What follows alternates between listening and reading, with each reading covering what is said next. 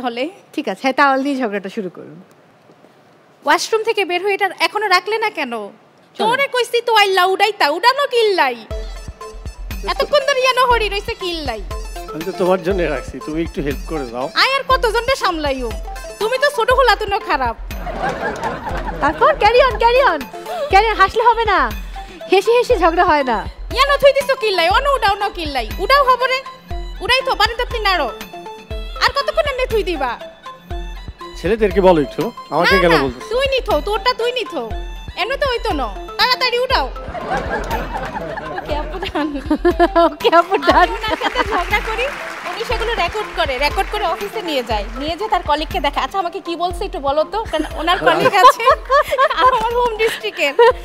আমি বুঝি না, খালি অনেক ভাষা উনি কিছুই বুঝেন না, উনি চুপ করে 21 বছরেও আয়ত্ত করতে পারেনি না নোয়াখালীর না ভাষা। এখনো পারিনি। Very sad very sad.